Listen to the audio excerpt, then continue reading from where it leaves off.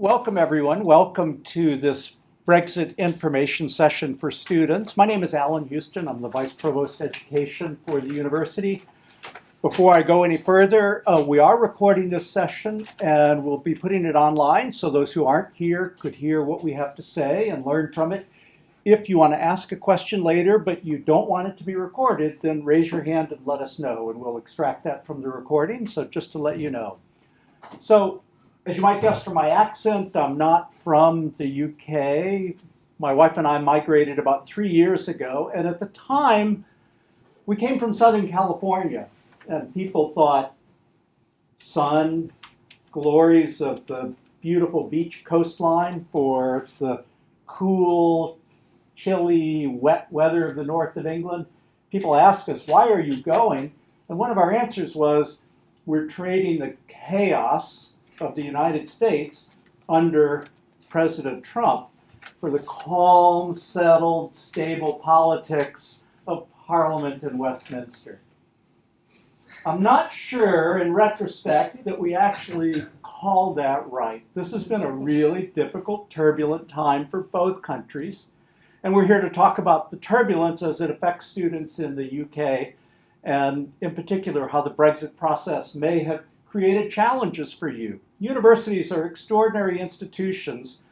They are creative and innovative and challenge all different sorts of ideas and practices, but they thrive best in conditions of political stability and economic stability. They thrive best when ideas and people are able to move freely. It's the best idea, the best thinker, the best member of the community is what we seek to cultivate. So the challenges around Brexit are extraordinary, financial, political, and in terms of human migration. And they're ones that take form in the lives of individual members of staff. We had a similar session last week for staff members and in our students. And so we hope to be able to answer any of the questions or concerns that you might have and explore them in a way that will give you some clearer information and confidence. There is one question which we can't take, and that's what's going to happen this week, later this week, or on the 31st of October, or any time thereafter. I have found reading the newspaper or watching the news to be a surprise almost every time. It's really hard to predict. So we're not able to talk about that politics, but we can talk about how we are working and what resource we have available and what directions we can go to provide you assistance and guidance and support through this period of turbulence. I have with me some extraordinary experts from around the university. Let me ask each of them to introduce themselves. Our order of proceeding will be simply to ask you your questions, to see what are the things that are on your minds and what you would like to be addressed. But let me ask each member of the panel to say who they are and what their role is in the university. Thank you, Alan. My name is Stina Maynard. I work within Human Resources here at the university, predominantly supporting staff with their relocation. So it's not only the obviously the questions we have from current EU staff, but also those members of staff who are already going through, having to apply for visas. So there's a little element of crossover, or who knows. So any questions regarding that, I can certainly hope to answer. Michael Gilmore, so I'm the academic registrar in the university, and in my area for lots of student services and student administrative processes, and most importantly the Student Immigration and Finance Office. So I'm here and I'm going to talk perhaps a little bit around getting pre-settlement status, which is quite important, so perhaps a bit more about that later on. I'm Jemima Lloyd. I'm from the International Office and I look after exchanges and study abroad as well as international partnerships. So I can answer questions on the Erasmus programme and any kind of other student mobility questions. I'm Nick Johnston. I'm Assistant Director of HR and also the university's employment lawyer. I work in HR on the staff side of the house, so if any of you have plans to become a university employee, then I can answer those questions for you in a Brexit context. I'm Rebecca Morris. I'm Head of Procurement Services here at the university. So my department is a central division that is responsible for all purchasing across the university. So if anybody's got any questions around supply chain, then I'll hopefully be able to answer those today. Morning, I'm Nina Griffiths. I'm the Director of Operations for Colleges and Student Experience. So if you have any concerns or questions around the upkeep of the colleges in terms of housekeeping, in terms of catering, and then I can hopefully answer your questions around that. And I've been working very closely with colleagues in procurement to ensure that we have some stocks and supplies. Morning, I'm Helen Stroud. I'm Director of Accommodation and Commercial Services, and I work on the opposite side to Nina, looking at non-residential accommodation, so the lecture theatres, and I'm responsible for health and safety, business resilience, housekeeping and cleaning, and all other things, so I can answer questions around that hopefully for you. So, can I ask, we have chosen not to use a microphone, although there's one for recording for the videotape. Can you hear us clearly enough, or do we need the microphone? You can hear great. So I'll start with a simple question, and then it's entirely what you want to talk about, which is, can you give us any update on the status of Erasmus students for the coming few years? Yes, so Durham receives an Erasmus. We're part of the Erasmus programme, so we apply for a number of placements for our students to go out. We have a large programme that sends around 350 students, Durham students, out on European placements every year. It's a very popular scheme, and it operates on a departmental level. So we have funding in place for students who are out on an exchange this year, so in 1920. They're receiving an Erasmus grant at the moment. It's an annual cycle of application to a programme, so we usually make the application in February. Because of the uncertainty around Brexit, we're unsure whether we'll be able to make the application in February, if we'd be eligible to apply. We wouldn't be eligible if we were outside the EU, but if we were inside, we would be eligible to apply. So if there's an extension, which we're unsure about, then we will make the application, and it's likely we will receive funding for outgoing students on placements in 2021. But we don't know that yet. Any students who are out on a placement at the moment, and you won't be them because you're here, but if you know anyone, or for the video perhaps, and you're receiving funding, that funding has been underwritten by the UK government. So the university or you won't be required to repay any of that if there's a no deal, because that has been underwritten. So that funding is secure. What are the things that you're curious about?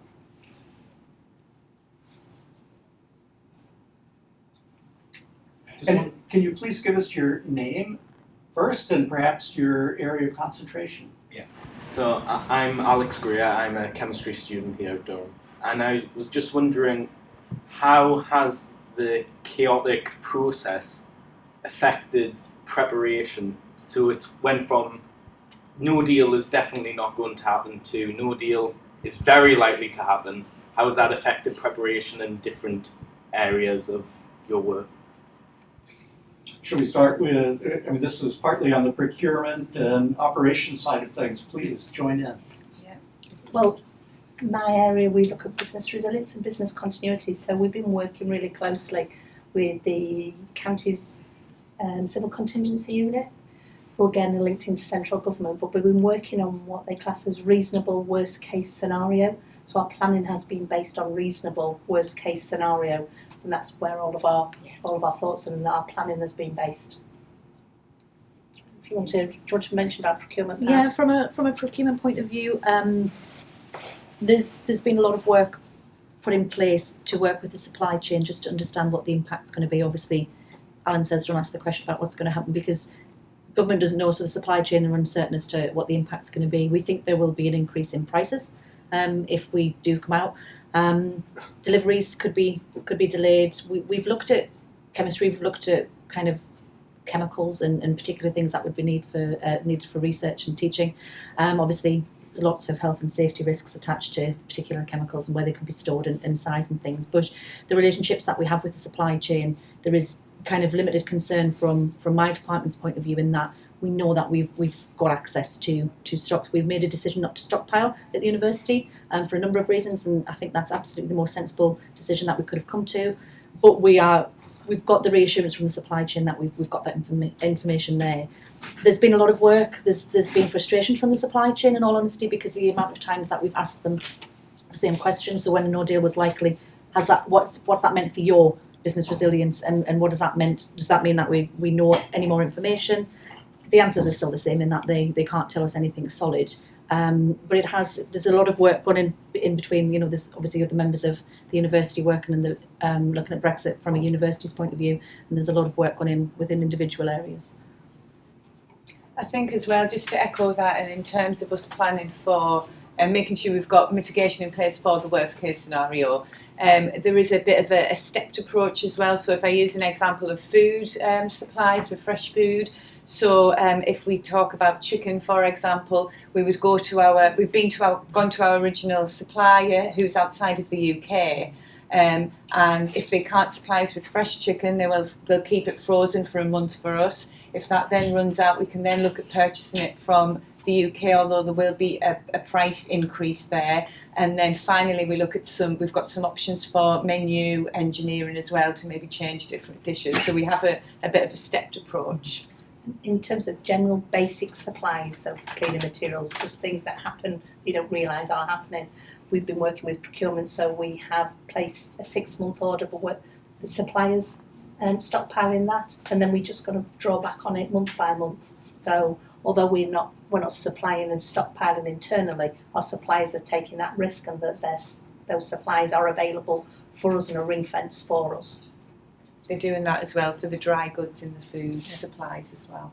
So could I ask a variation on that? So your chemical supplies will be available, and food will be available, and basic needs will be met. But the possibility of a no-deal Brexit opens up questions about people movement as well. Maybe Michael and Nick could talk about what the consequences of a no-deal Brexit might be, should that happen, since it's still potentially on the table. Okay. So ever since the referendum, we've had advice on the website, the Brexit website, which perhaps we'll show later on the screen, which looks at both scenarios, deal and no deal. Where there's a deal, the problems for students are quite minimal, because in effect your status is identical pre and post exit, because of the period leading up to all the way through 2020, where nothing changes and there's a whole set of negotiations happen. With the possibility of a no-deal Brexit, then that creates a degree of insecurity, uncertainty. But we've had advice there all along, and if there's nothing else you go away from this session, it's the emphasis on the advice in there, which is to say, apply for pre-settled status. So what that means is, for somebody who's already here, it formalises all the rights that you have now. So for example, if you're worried about accessing healthcare, it guarantees all of that. And it's a very simple process. You're doing it online. You don't have to go anywhere to do it. There are links to it from our website. Essentially, you log into a government website just like you would with any other online application system. You're given passcodes to get once you register, and you can go back in. You don't have to do all your application in one go. You can do it in stages. You have to enter some basic details about yourself. You have to provide a scanned copy of your passport or your identity document. You have to put in a photograph of yourself that has to match your passport, so they know it's you. For the next bit is where you're establishing your rights of residency. So most students, they've not been here for a long time, so basically all you need is the kind of student status letter that you can download. You can get from off Duo. I mean, people use these for all sorts of purposes. So you go into Duo, you can get a copy of this. It says who you are, identifies you with your date of birth and so on. It says when your program of course started, how long it lasts, when you're expected to complete, all of that stuff. That tells the Home Office that you're legitimately here, that you've been here before the Brexit date. So even if you started this academic year, that's fine. You were here beginning of October. And the last stage is you have to make a declaration around criminal convictions. So if you've done and committed any crimes, there might be a little hesitancy there on the Home Office, but don't worry if you haven't then.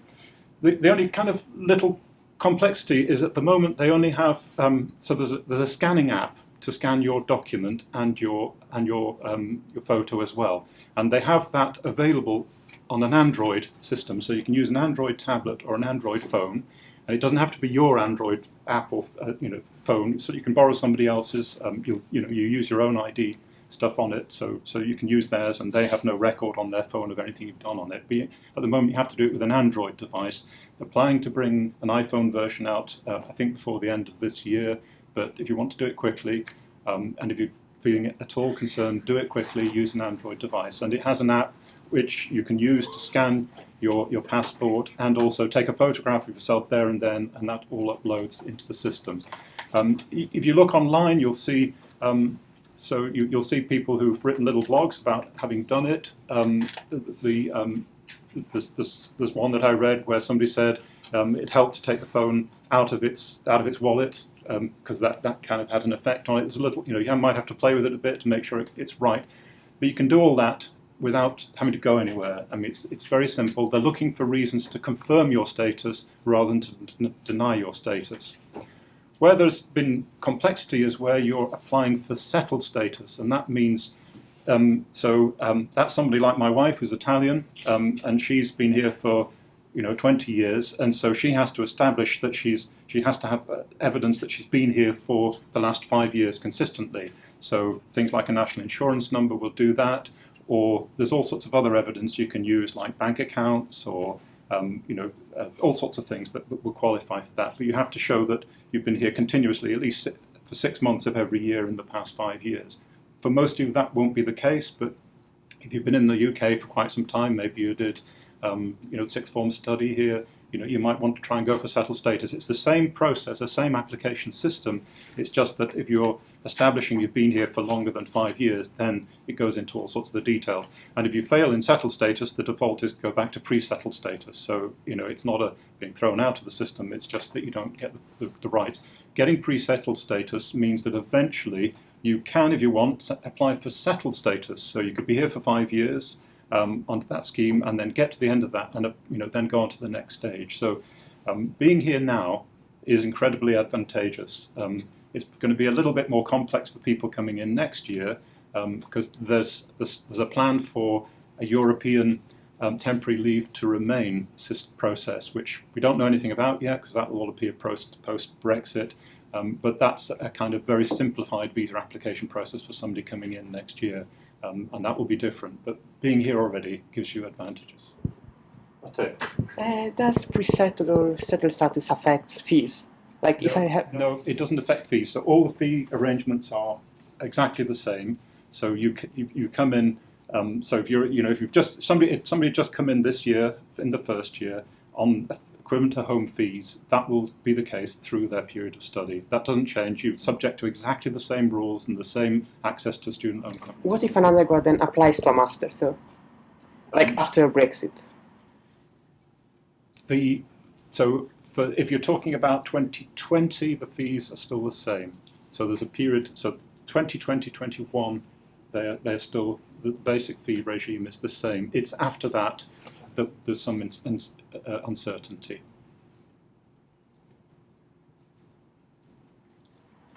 So if we get the pre-settled status, we don't need a visa, right? No. And in fact, even without pre-settled status, you don't need a visa in any case because you can come and go for 3 months without any issue. So the two things I would say is you've got your passport and your student status letter. You could go home at Christmas and say, I'm here till Easter and I'm going home again. Here's my student status letter, and for 3 months that wouldn't be an issue anyway. But my advice is you've nothing to lose by getting pre-settled status. You've got a lot of reassurance to be gained by having it, so why not go for it? Is there any cost attached to your application? There is no cost currently, no. So. No cost. May I just add on to that? You must, if you're in the country now and you don't apply for pre-settled status, you must have made a decision by if you're still here, December 2020. Because come the 1st of January 2021, there'll be a new visa system in place, which we know of. So even if you haven't done it now, you've still got time, even if there's a deal or a no deal, but you must have done something by December 2020. So there is, strictly there is no rush. But the thing is, it just gives you a degree of certainty about where you stand. So I would go for it. Please, go ahead. Regarding fees, so at the moment, like postgraduate students from the EU can access AHRC or ESRC scholarships? Yes. And They is will Durham continue. So, yeah, there are some. The timeline is a little bit shorter. I'm just checking my notes to make sure I get this right before I speak, because so research council PhD studentships. So 1920 they continue as they are. You need to keep an eye on the government website for 2020 to 21. Because that starts to get into the territory of future negotiations. So my question was gonna be, is Durham gonna increase their own scholarships proportionally, considering that now European students can get those scholarships, while non-European students apply to the Durham Doctoral Awards. Yeah.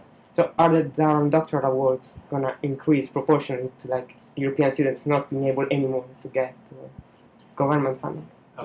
Not to my knowledge is the answer to that, but it's a fair question which I suspect we haven't given good thought to. So at the moment there are no plans in that direction, but it's a fair question about what we do. Don't forget, there's an awful lot to be negotiated, whether there's a deal or no deal around what the access to these things are for that point. But I accept that it would be good to know. We need to take that away. Okay. So our position is if we don't have the expertise and knowledge here, we'll go back, find an answer, and put it up on the FAQs on the website. So which may still, this is one that we need to be able to provide a good answer to. So we'll have that up within the week. The answer may be we don't know, because it depends on the negotiation, but at least we can establish that. Way in the back. Hello, I'm Alan. I'm associated with the chemistry department, and I have a more financial question. I know a lot of companies have either cut ties or cut jobs or moved them to Ireland. And I know there are a lot of industry-funded projects in chemistry, and I assume in other departments as well. Have you heard anything, or have there been any reports of the industry-funded or in general funded projects being decreased or cut, or is that more of a department-specific question? So, Nick, Jemima? Yeah. I mean, I've heard no indication whatsoever that the industrial funding is going to change in the short term like that. I think the kinds of concern you've got there are probably, there are longer term issues, and there are longer term economic issues. I mean, what will happen to Nissan in Sunderland, in the longer term? That all of these questions, I think, will be determined in the outcome of whatever the government's decision would be.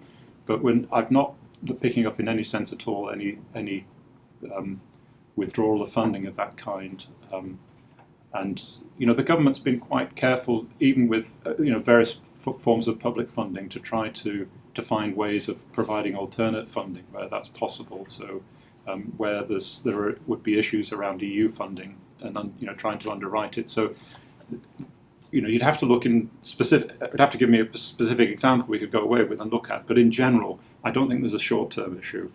My worry is the longer term. Jemima or Nick, do you have anything to add?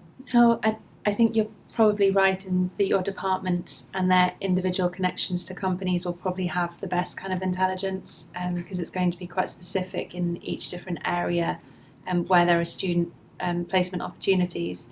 And it is an important part of the work of a lot of sort of service departments to provide opportunities for students to do work experience during their programme. So certainly my office is looking at ways that we can do that for students outside the UK.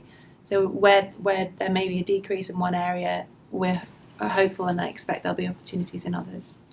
And just picking up in a university context in terms of staff, part of my remit is recruitment of academic and teaching staff across the institution, and we're very clear that the university strategy is looking at expanding our academic and teaching staff. We haven't slowed that down in any way. We're on our 4th annual academic recruitment campaign. We're recruiting for 120 new colleagues this year, which is consistent with the last couple of years. We've got a really buoyant recruitment market. We haven't seen the applications drop off. We haven't cut the number of roles that we're trying to recruit to, nor have we seen colleagues leaving because of Brexit. So in terms of our recruitment of the people that you guys deal with every day, that's a very buoyant market and something that hasn't been impacted by Brexit. It's still a really positive part of the university going forward. I wondered how will it affect non-European students? Like, will it be more difficult for non-European students to get a work visa after we graduate? Because immigration is kind of an issue. Okay. Please. You're not affected at all, so is the simple answer, because this only affects EU or EEA students. So if you're non-EU, then you're not affected at all. The government recently announced the post-study work visa arrangements. They apply to students who will come in next year, not currently. So it won't apply retrospectively. The visa you came in on, the rules and around that remain. But if you moved from one program of study to another and you got a new visa, then you would get the right to post-study work for 12 months afterwards. So in that respect, if anything, you're in a more favourable position now than you were, but Brexit itself and all of the implications of that have no impact on you. Does that answer your question? Yes. Great. We're in the back. I'm a postgrad student. I'm doing my PhD, and my contract is gonna end on 2021. So I wanted to ask if I want to stay in the country after that deadline, if I want to write my thesis here, will I have problems doing that? So this is why you're a good example of somebody who should go for pre-settlement status, because it gives you the right to stay for 5 years. I mean, you know, if your study period finishes and you want to get a job and stay here, you can do that. You've got the 5 years. That's exactly what the pre-settlement status allows you to do. And if you get a job and you're here for 5 years, you then get the right to, and you can establish you've been here all that time, as you will, because you'll have had student status letters that the university can verify that you've been here to study, and you'll have work, P60s for work and so on. You'll have a national insurance number. So, you would be set up to stay then. So, go for it. Other questions? Yes. My question comes back to the period a pre-settled EU citizen might be able to leave the country for. So did you say it's 3 months only? No, in fact, once you've got pre-settled status, you can actually be away from the UK for a few, I think might even be as long as 6 months, in fact. You can leave totally and then within there's different rules for pre-settled and settled status, I think. So if you get to settled status, you can actually be away for years. I mean, it's up to 5 years, I think, without losing it and still come back. Whereas at the pre-settled period, you can be away you've got to be around for 6 months in every year in order to be able to carry on and qualify for the settled status. So it depends what you're going to use the pre-settled status for, eventually getting settled status or not. But, if for your period of study, because you're going to be here, it's the obvious thing to do, and you can be away in the summer and anytime, and you haven't any problems at all. Yeah. But also, I have another question. How long does it typically last to get a pre-settled status? How long does it take to get it? Yes. Yeah. It does vary about how simple it is and what evidence is required if you're going for settled status. It was at an earlier stage quite quick. I mean, it's straight back. But there was some government stats last week that were a little unhelpful. They said that it took anywhere between 5 days and a month. So that's quite a span. Can I just add that if we don't get the pre-settled before the Brexit deadline, would that affect my status in any way? Okay, that's brilliant. And in fact, as was said earlier, you've got until December 2020 to apply for it. The key thing is taking with you a student status letter when you travel home, so that when you come back and and you can, if you're questioned at the border, you can say I've applied for pre-settled status. Not an issue then, and you're going to be travelling home potentially in the interim anyway. So, yeah.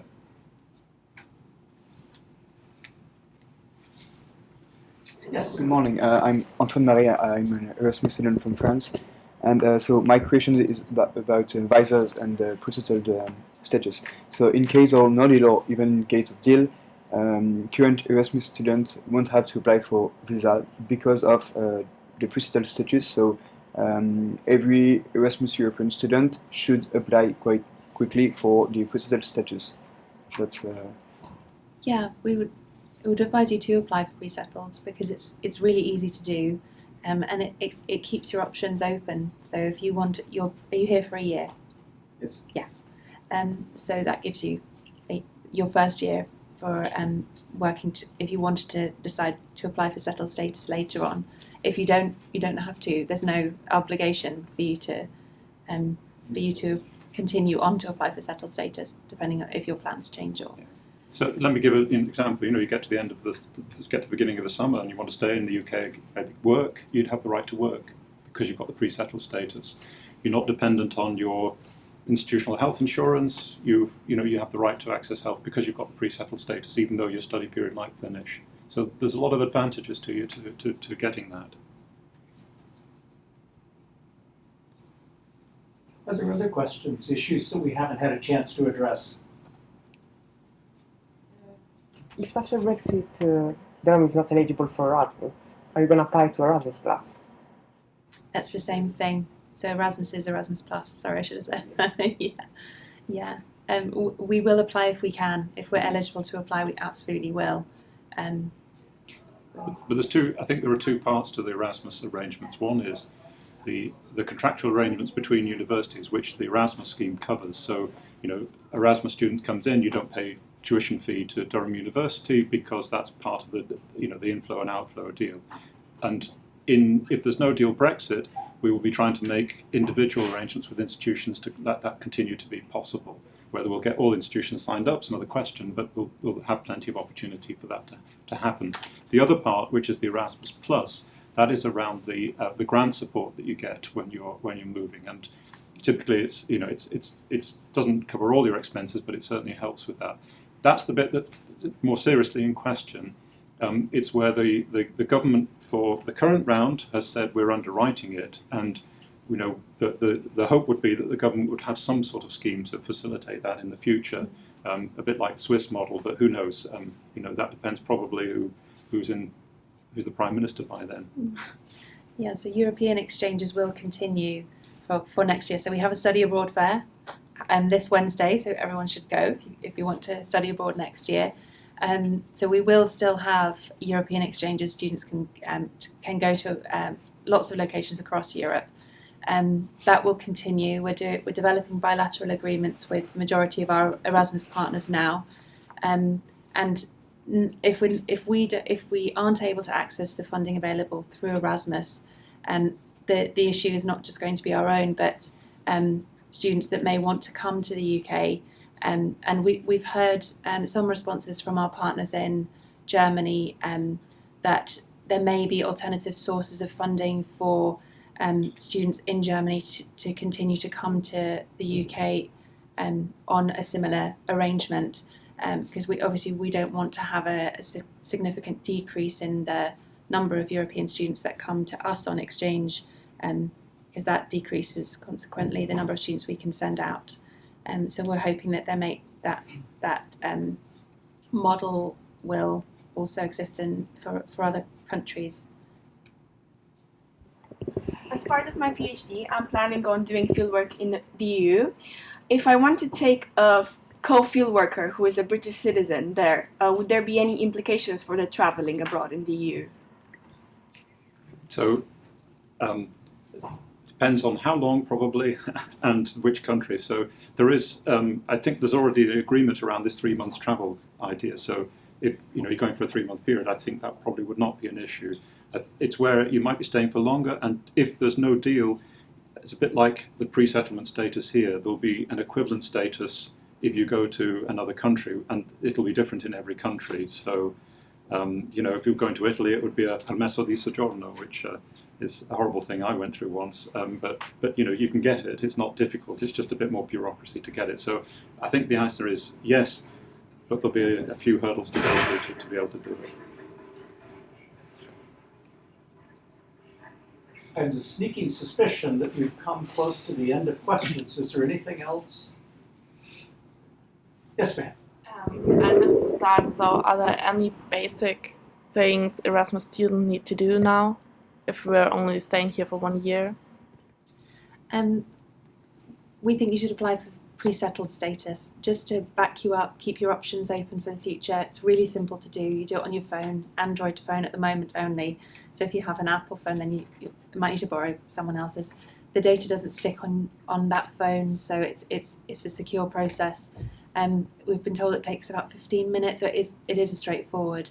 And sometimes there's an issue with trying to find a particular detail in a passport that's electronic, but keep going because it is still possible to do.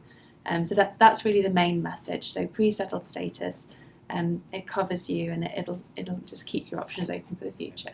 If anybody does it and runs into difficulties, let us know, because we'd like to work out how to iron it out and tell the students how to do that. So if you come across any issues because of particular quirks of your passport or your whatever it might be, let us know, please. Yes. One more financial question. In case of a hard Brexit, when the fundamental freedoms of the EU keys to apply to the UK, will there be any implications for EU students accessing their home bank accounts in the UK?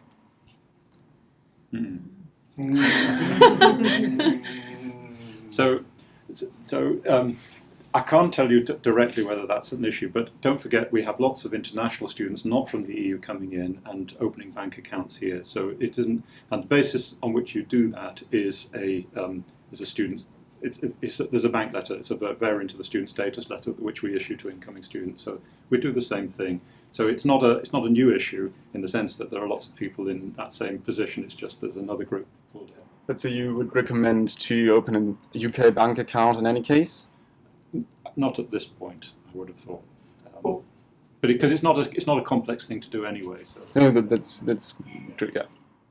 My experience in the United States is that the banks were better at navigating the border between Mexico and the United States than were either government, because it's in their interest to ease the use of their resources and their tools. So I would suspect that I would check with your bank directly, but I would suspect that should not be problems just because it's in their interest to enable you to use their services wherever you are.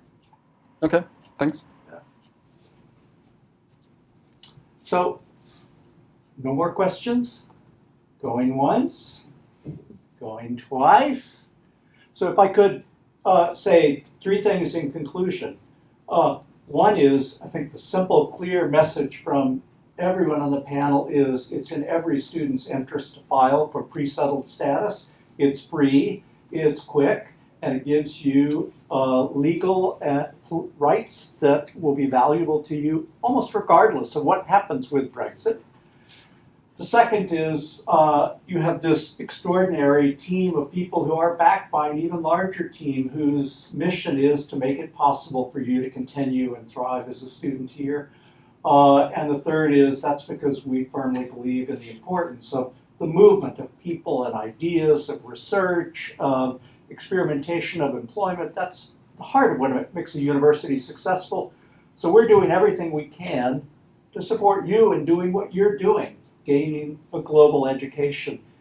If you've got puzzles, we've got one question over PGR students that we'll need to come back and post an answer to on the website. If there are other puzzles, let us know and we'll try and provide that help and guidance. And otherwise, I wish you a calm spirit over the next week as we watch the news and see what the next chapter in this particular story is. Thank you very much for coming today. Thank you.